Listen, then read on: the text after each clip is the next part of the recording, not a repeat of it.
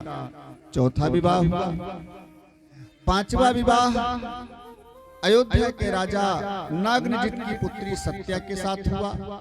छठा विवाह कृष्ण का उज्जैन के दो भाई हैं विंद और अनुविंद, उनकी बहन मित्रविंदा स्वयंवर में गए। मित्रविंदा ने वरमाला पहनाई कृष्ण को, लिए चले आए कृष्ण, मित्रविंदा से हुआ। सातवां विवाह भगवान कन्हैया से एक श्रुतकीर्ति नाम की मैया जी हैं, जो कृष्ण को बचपन से ही बाल भाव से मानती हैं, दुलार बाल भाव से करती हैं, प्रेम करती हैं। लेकिन कन्हैया बालक तो मेरे बन नहीं सकते, ये सोच करके अपनी पुत्री जिसका नाम है भद्रा, सोचा कन्हैया से विवाह कर दें, दामाद बन जाएंगे। दामाद और बच्चे में कोई अंतर नहीं होता। सो माता श्रुतकीर्ति ने कन्हैया से विवाह कर दिया भद्रा का। यह सातवां विवाह हुआ। एक लक्ष्य का भेदन किया, मछली की आंख का भेदन किया कढ़ाई में तेल देखते हुए, और लक्ष्मण के साथ भगवान कन्हैया ने विवाह किया, लक्ष्य का भेदन करके। ऐसे 8 कन्हैया के विवाह हुए। एक भौमासुर नाम का दैत्य है, जिसने 16,100 कन्याओं को बड़े बड़े घरानों में जाकर उनकी सुंदर कन्याओं का हरण करके लाता है, जेल में बंद कर देता है। ऐसे 16,100 कन्याओं को बंद किया है जेल में। कन्याओं ने भगवान कृष्ण को सूचना दिया ब्राह्मण के द्वारा। भगवान आए और भौमासुर का वध किया। सबसे पहले उसके पहरेदार मुर नाम के दैत्य का वध किया, जिसके 5 सिर हैं। और मुर दैत्य का वध करने से भगवान का नाम पड़ गया मुरारी। बोलिए मुरारी भगवान की जय हो। श्री कृष्ण गोविंद हरे मुरारी। कृष्ण के लीला के अनुसार ही नाम चेंज हो रहे हैं। अरे बछड़े चराने जाने लगे तो नाम पड़ गया गोविंद। गो माने गाय, बिंद माने बछड़े, गोविंद नाम पड़ गया। जब गाय चराने जाने लगे तो गोपाल नाम पड़ गया। ओखल में बांधे गए तो दामोदर नाम पड़ गया। लीला के अनुसार इनके नाम चेंज होते हैं। आज मुरारी नाम मिला भगवान को। फिर भौमासुर राक्षस का वध किया और 16,100 कन्याओं को मुक्त किया। सब बाहर हुई। भगवान ने सबको कहा तुम सब स्वतंत्र हो, जहां मर्जी आए जा सकती है। लेकिन सारी कन्याओं ने कहा प्रभु कहां जाऊंगी, मेरे लिए कोई मार्ग नहीं है। क्या मतलब? अरे प्रभु राक्षस की जेल में इतने दिन बंद रही, मेरे पिता स्वीकार नहीं करेंगे, कोई राजकुमार मेरे से ब्याह नहीं करेगा। मेरे पास केवल 2 ही रास्ते बचे हैं, या तो वेश्यावृत्ति अपना लूं या आत्महत्या कर लूं नाथ, दूसरा कोई मार्ग नहीं। भगवान ने कहा मर्जी क्या है, चाहती क्या हो? प्रभु अपने चरणों में अगर आश्रय दे दो, हम सब आपकी शरण में हैं, अपने चरणों में आश्रय दे दो नाथ, तो सारी जिंदगी आपकी दासी बन करके आनंद से जीवन बिता सकते हैं। भगवान का नाम है शरणागत वत्सल। जो इनकी शरण में आता है ठुकराते नहीं है। इसलिए दोनों हाथ फैलाए, देवियों अगर तुम सब लोग मेरी शरण में हो तो सबको स्वीकार करता हूं। और फिर भगवान उन 16,100 कन्याओं को लेकर द्वारिका आए। सबके अलग अलग महल बने। भगवान कन्हैया ने उतने ही स्वरूप बनाए जितनी पत्नियां हैं, और एक ही मुहूर्त में प्रत्येक घर में 16,100 घर में मंडप बने। उतने स्वरूप बनाकर कन्हैया ने एक ही मुहूर्त में सबके साथ विवाह किया। प्रत्येक पत्नी के साथ हमेशा रहते हैं, उतने ही स्वरूप बनाकर।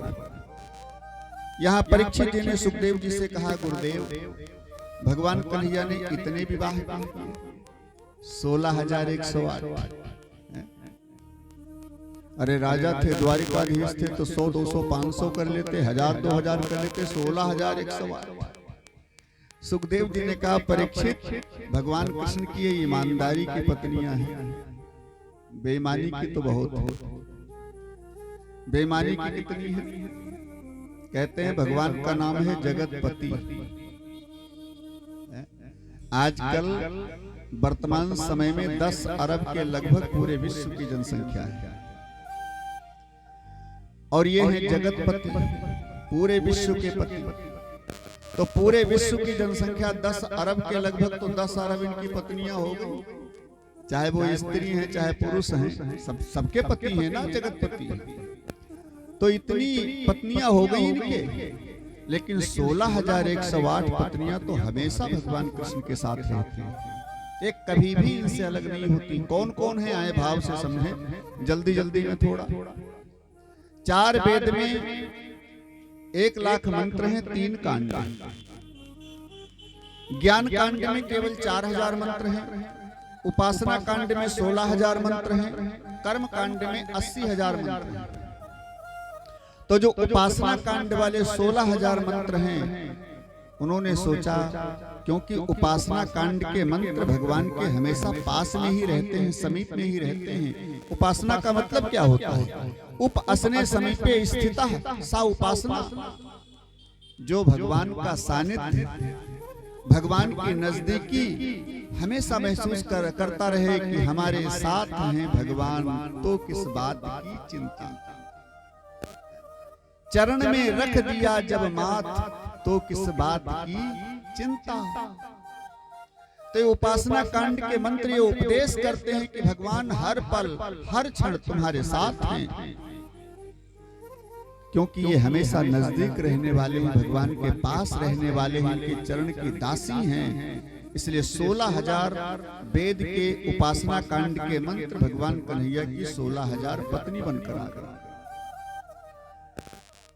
एक एक मंत्र के ऊपर एक एक उपनिषद लिखा है व्यास जी ने। ऐसे 1,00,000 उपनिषद, जिसमें से 100 उपनिषद ऐसे हैं जिसमें केवल कृष्ण की चर्चा है।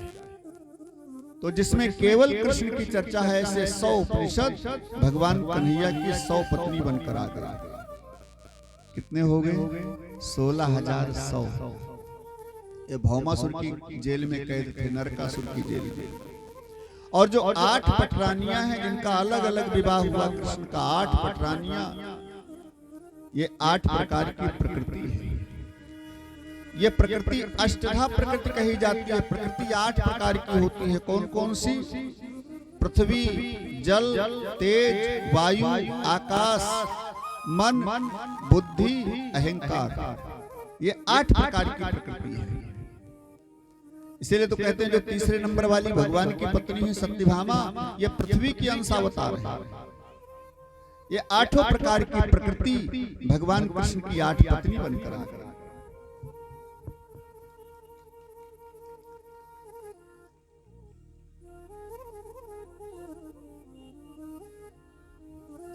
बोलिए राधा कृष्ण भगवान की जय हो। तो ये 8 प्रकार की कृष्ण की पत्नी बनकर के आ गई प्रकृति। यहाँ सुखदेव जी कहते हैं कि प्रकृति के जो बस में रहे, प्रकृति के कंट्रोल में रहे, प्रकृति के अनुसार जो चले, उसको बोलते हैं जीव। और प्रकृति जिसके बस में रहे, प्रकृति जिसके कंट्रोल में रहे, प्रकृति जिसके इशारे पर काम करे, उसको बोलते हैं भगवान। 8 प्रकार की प्रकृति तो भगवान कन्हैया की दासी है,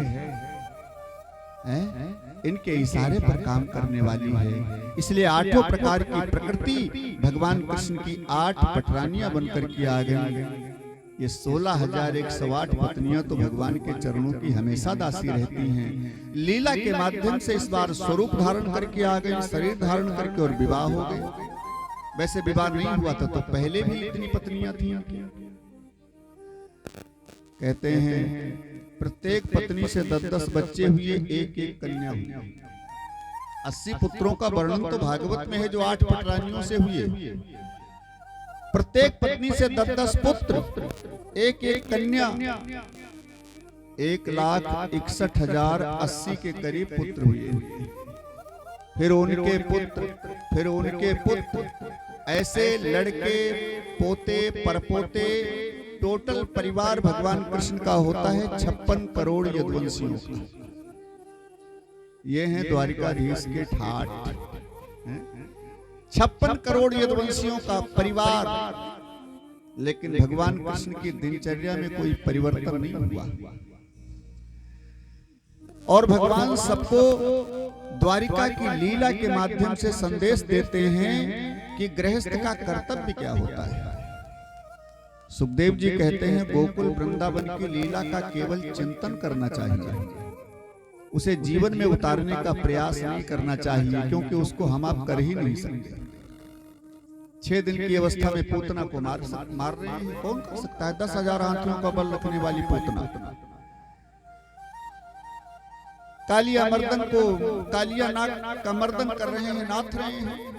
7 वर्ष की अवस्था में गोवर्धन पहाड़ उठा रहे हैं। हमारे और आपके बस की बात इसे जीवन में उतारने की है ही नहीं। इसका केवल चिंतन करना चाहिए। लेकिन मथुरा की और द्वारिका की लीला भगवान कृष्ण की अनुकरणीय है, जीवन में उतारने के योग्य है। बड़ी सुंदर दिनचर्या का वर्णन किया है भगवान कन्हैया की। सुखदेव जी कहते हैं जैसा शास्त्रों ने रोका है वैसा भगवान कन्हैया ने किया। क्या किया? कृष्ण के जो बड़े पुत्र हैं जिनका नाम है प्रद्युम्न, इनके 2 ब्याह हुए। एक ब्याह तो अभी सुना, संबरासुर के वहां से विद्यावती को लेकर के आए, पहला विवाह। और दूसरा विवाह हुआ रुक्मिणी के भाई रुक्मी की पुत्री के साथ। और जो प्रद्युम्न जी के बड़े पुत्र हैं अनिरुद्ध नाम है, इनके भी 2 ब्याह हुए। पहला ब्याह तो हुआ उषा के साथ जो बाणासुर की पुत्री है, शिव जी का परम भगत। और दूसरा विवाह अनिरुद्ध जी का हुआ रुक्मी की पौत्री के साथ, पोती के साथ। ऐसे 2 ब्याह हुए। बड़ा सुंदर वंश का विस्तार किया है सुखदेव जी ने। और भगवान कृष्ण की दिनचर्या का वर्णन किया है। एक बार जोर से जयकारा लगाएं, बोलिए द्वारिकाधीश भगवान की जय हो। अब वैसे तो बड़ी विस्तृत भगवान कन्हैया की कथाएं हैं, लेकिन सारी कथाओं को हम पीछे छोड़ करके आज जिस मुख्य चैप्टर के लिए सब लोग ला रहे हैं, अन्न सुदामा जी के लिए, सुदामा जी की कथा को हम थोड़ा बढ़ा करके, ज्यादा बढ़ाएंगे नहीं, उसको भी थोड़ा बढ़ा करके कहने का प्रयास करेंगे। और उसके बाद में परीक्षित मोक्ष, ज्यादा समय भी नहीं लेंगे। आए भाव से हम सब लोग सुदामा जी की कथा को सुनेंगे। बोलिए सच्चिदानंद भगवान की।